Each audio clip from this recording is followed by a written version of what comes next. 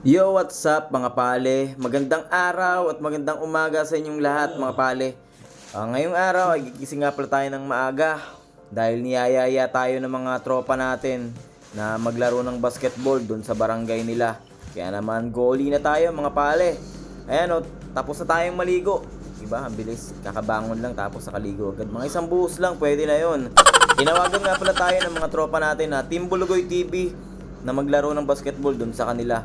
Kaya naman syempre, tara para makapagpapawis din tayo mga pale. Tara, samahan nyo ako sa ganap-ganap natin ngayong araw. Let's go!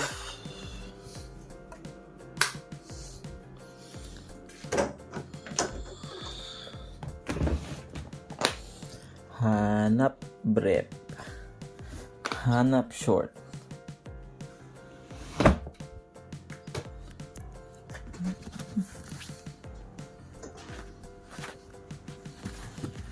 Basketball daw kami.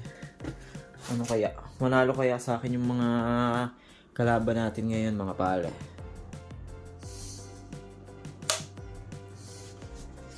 Base muna tayo at tayo yung magbabasketball kasama ang Team Bulugoy TV. Ayan. Uy, kagi. Nakita. Nakita nyo ba?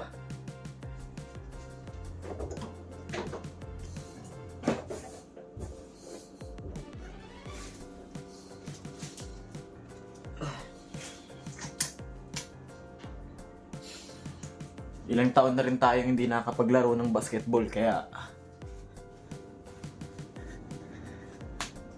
tumataba na rin kasi tayo. Taba ako no. Hindi ako nakapag-gym eh. 2 buwan na. Puro taba na. Wala na.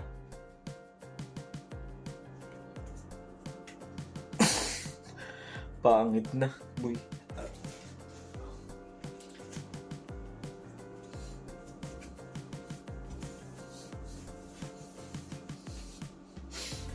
Kaya naman nag-basketball tayo para mabawas-bawasan yung konti yung taba natin.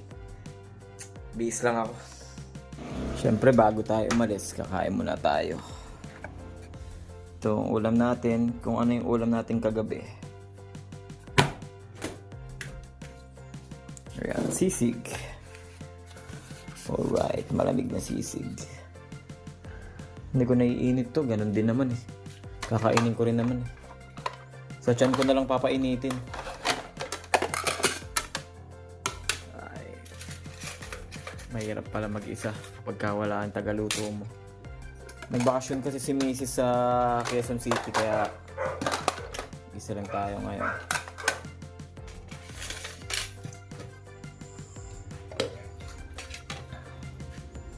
Kaya naman no choice. Sariling sikap tayo ngayon. At papunta na dito si Papa Kaysan para sunduin tayo at maglalaro nga kami ng basketball sa kanila. Alam nyo naman yung mga yun, gusto lagi tayong kasama. Gusto lagi may kakupalan sila eh no. Pero syempre dahil masaya tayo kasama, kaya lagi nila tayong pinupuntahan. At yun nga, pagkatapos natin kumain, ang papakainin naman natin ay yung alaga natin, si Tanggol. Ayan, sa mga tropa ko dyan, kilala nila yung alaga kong si Tanggol. Si Tanggol yung isang kainan niya, kain na ng buong pamilya. Kasi medyo malaking aso kasi si Tanggol eh. Kaya malakas din talagang kumain. Lagyan natin yung mga ulam natin na hindi naubos. Pero yung mga ano lang, mga karne-karne lang, bawal kasi siya sa mga buto-buto. Bawal siya sa mga buto-buto, sa mga tinik-tinik ng isda.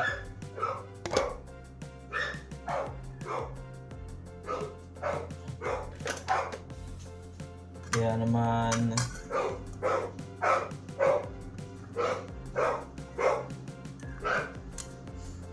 napakadami kumain nito si Tanggol.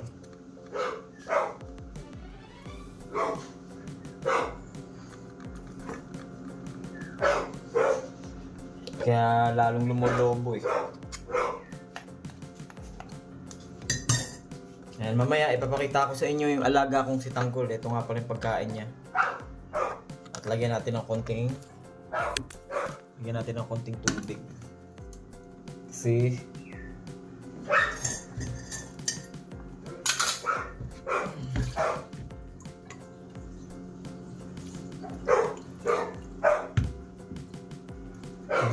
gusto kasi ni Tanggol yung medyo basa yung pagkain niya. Hindi niya masyadong kinakain kapag medyo tuyo. Kasi nahihirapan siya dumidikit sa dumidikit sa gilagid niya. Ayaw niya ng ganun eh. Ito yung aso na matakaw na maarte.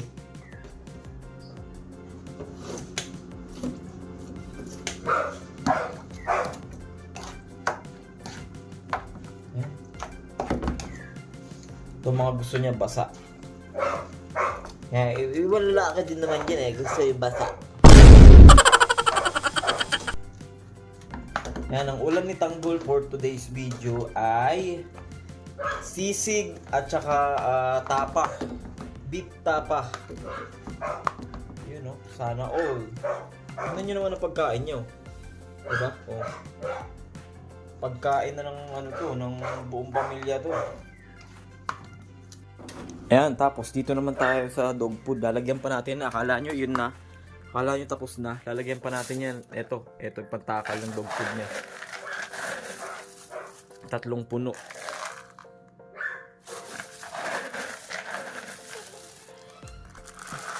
Dalawa. 3. Yan. Pero lang naman siya kumain eh. Once a day lang, pero yung kain niya Bojack. Ayan oh. Oh. Napakadami ng niya.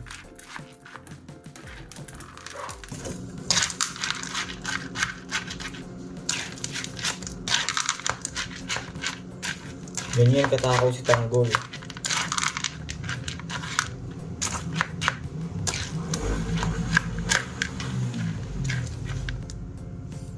Ayan o, tara, dali na natin kay Tanggol. Ay, may bisita pala tayo.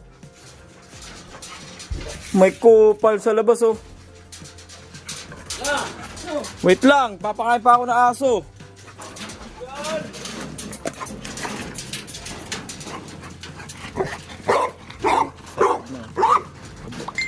Ayan o, kitang-kita nyo naman, nagwawala na. Ganyan yan, basta nakita niyan, lumabas ako ng pinto na may dala akong kawali. Ay, naku, Tanggol. Na yan, magwawala na yan. Kala mo naman, dali-dali mag-prepare ng pagkain mo, napakadami ng pagkain mo. Gusto mo pa, masarap ang ulam, wow. Ulam ko dilata, sa kanya baboy. Iba ka talaga, Tanggol. Iba ka sa lahat ng aso, ito ang pinaka-aso sa lahat. Kung titingnan mo, akala mo hindi niya mauubos yung pagkain niya. Maya-maya lang, mga ilang minuto lang, wala na yan. Ganyang kalakas kumain yan at saka napakabilis sa... At ayun nga mga pale, on the way na tayo at may kasama tayong kupal! Uy! Ayan, magbabasketball tayo doon sa Bilibiran. Ayan dyan sa Baluarte ng Team Bulugoy TV. Kaya naman, samahan nyo ako. On the way na kami, ipapakaisan nyo. Let's go! Medyo paulam pa. Pagkatapos nga pala namin mag-basketball, magra-rides kami sa Pulilan ba? Pulilan. Pulilan, Rizal. Ulan pa, buti tayo, check out tayo. Manlalamang ka na naman ng mga kasama mo. Ano mo, ikaw naka-check out, tapos sila nakamotor lang. Yam sila. Walaya ka, bang kapal ang mukha mo, boy. Maligo sila sa ulan. May Baka mag-angkasan din yung iba dito eh. Kaya nga eh. Guys, kasama natin si Mr. Long Bob. Ay, nakita mo sinad ko kagabi. Nakita mo sila. Ayan po yun guys. Ayan. Wow! Yan ang sinasabi ko sa iyo ha? Hey! Awig na, awig. pagka-scroll ko kagabi, oh, Square Andrito. Ang galing ah.